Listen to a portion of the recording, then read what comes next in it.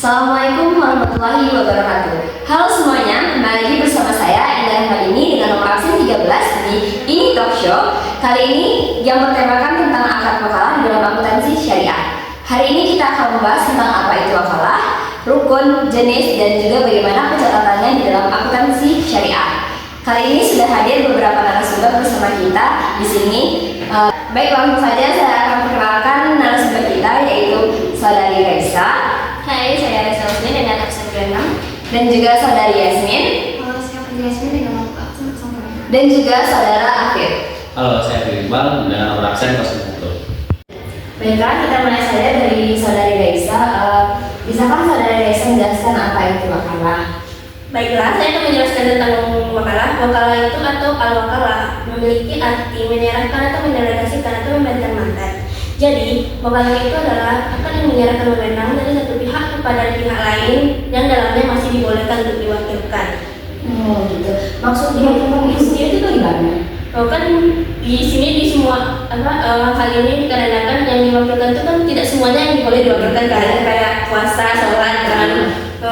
Maksud dari wakalah ini yang diwakilkan itu kekuasaan dalam jual beli, di mana pihak A tidak bisa untuk menyerahkan barangnya secara langsung, jadi dia menunjuk wakil untuk menyerahkan barangnya di dalam jual beli.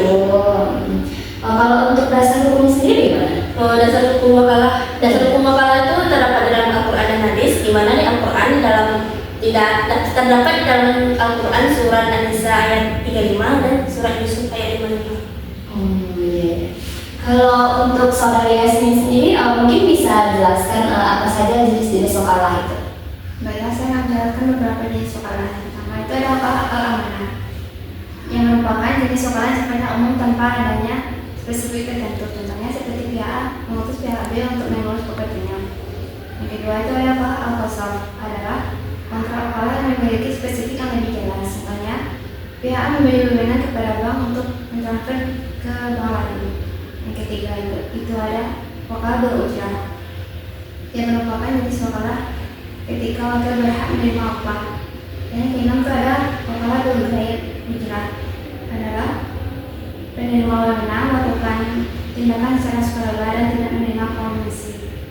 Berarti wakalah ini ada 4 jenis ya? Ya, betul. Baiklah, sebelum kita masuk ke narasumber berikutnya, kita akan menampilkan sebuah video yang menjelaskan tentang apa itu rukun yang ada di wakalah. Assalamualaikum warahmatullahi wabarakatuh. Perkenalkan, nama saya Gebila Rumita. Di sini saya akan menjelaskan rukun wakalah, di mana rukun wakalah harus ada dalam akad wakalah. Yang pertama itu ada akil. Akil merupakan orang yang mewakilkan urusannya kepada orang lain. Akil harus mempunyai kemampuan untuk memberikan kuasa. Yang kedua ada muwakil. Muwakil merupakan orang yang dipercaya untuk mengurus urusan orang lain. Muwakil harus bersifat dapat dipercaya dan bertanggung jawab. Yang ketiga ada maqut alaih atau objek wakalah, seperti bisnis, harta, dan lainnya. Objek wakalah harus jelas dan spesifik. Yang keempat ada sigah, yaitu ijab dan qabul. Sigah harus jelas dan pasti, di mana itu menunjukkan kesepakatan kedua belah pihak.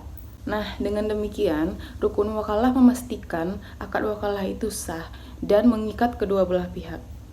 Baiklah, setelah kita melihat video tadi, mungkin saya akan bertanya kepada salah satu narasumber kita, bagaimana pendapatnya terhadap video tersebut. Kepada Saudara Afif, mungkin bisa memberikan pendapatnya. Menurut pendapat saya, Afif lihat terhadap video tersebut tuh, Afif benar setuju lah terhadap video tersebut. Karena pada dasarnya rukun wakalah itu memang ada 4. Yang pertama itu adalah pemberi amanat, yang dimana itu adalah pihak yang memang tidak bisa melakukan transaksi langsung kepada pembelinya. Makanya pihak A itu memberikan mewakilkan A untuk melakukan transaksi tersebut kepada pihak yang lain. Nah, yang kedua, rukun kedua itu memang itu adalah orang yang menerima kuasa. Itu adalah orang yang diberi hak atau kekuasaan kepada oleh pihak A tersebut untuk melakukan transaksi kepada pembelinya. Yang ketiga itu adalah objek wakalah. Itu adalah objek yang ingin dijual belikan kepada pembeli. Itu adalah objek yang ingin dijual oleh pihak B kepada pembeli. Nah, yang keempat itu ada ijab dan qabul. Itu adalah perjanjian antara pihak A dan pihak B, baik itu terkait upah upah atau gaji dalam proses penjual beli barang makalah tersebut. Oh begitu. Kalau untuk pencatatannya sendiri di wakalah itu bagaimana? Nah, untuk pencatatannya mungkin saya ingin menampilkan sebuah slide. Baik, saya akan menjelaskan slide yang telah ditampilkan oleh host. Itu tuh terkait soalnya, yaitu Bapak Denis sedang ingin menjual rumahnya yang sudah lama tidak ditempati. Karena rumah Bapak Denis berada di provinsi yang berbeda dengan rumah yang dijual, maka Bapak Denis menyerahkan urusan penjualan tersebut kepada Bu Dina yang merupakan agen penjual rumah. Pada tanggal 14 itu tuh Ibu Dina ingin menjual rumah tersebut, yang dimana Ibu Dina diberikan komisi sebesar 3 juta atas penjualan rumah tersebut, yang dimana harga rumah tersebut itu adalah sebesar 512 juta. Nah, untuk pencatatan yang dilakukan Ibu Dina waktu penjualan rumah tersebut itu adalah dengan mendebit kas sebesar 512 juta dan mengkredit penjualan wakalah atau penjualan rumah Bapak Denis sebesar 512 juta. Nah, waktu penyerahan uang kepada Bapak Denis itu tuh jurnal yang dilakukan Ibu Lisa itu adalah membalikan jurnal penjualan yang telah dicatat Ibu Dina itu sebesar 512 dan mengkredit kas yang telah diterima itu hanya sebesar 509 juta karena penjualan 512 dikurang 3 juta untuk komisi dari Bu Dina untuk Bu Dina. Nah, untuk pencatatan pendapatan untuk Bu Dina itu mengkredit pendapatan wakalah sebesar 3 juta. Baik, mungkin kita lanjut ke slide berikutnya terkait tentang wakalah pembelian. Nah, pada saat itu Zaki ingin membeli ikan gurami untuk diternaki sebesar 400 buah benih, yang dimana Zaki memberikan uang sebesar 1 juta kepada Henry untuk melakukan pembelian benih ikan gurami tersebut. Nah, dalam hal ini Henry itu mengeluarkan ongkos-ongkos yang atau beban selama pembelian tersebut adalah sebesar 50.000. Dan misalkan ketika Henry melakukan pembelian ikan tersebut, ikan gurami tersebut hanya berharga 400 buah benih itu hanya dikeluarkan sebesar 480.000. Maka jurnal yang dilakukan, jurnal yang dibuat oleh Henry yaitu pertama itu saat penerimaan uang. Saat menerima uang, Henry melakukan pendebitan kas sebesar 1 juta dan mengkreditkan utang wakalah sebesar 1 juta. Dan ketika melakukan pembelian, Henry melakukan pencatatan akuntansi berupa jurnal debitnya itu adalah pembelian wakalah sebesar 480.000, kan harga tadi ikan guraminya adalah hanya sebesar 480.000 dan mengkredit kas sebesar 480.000.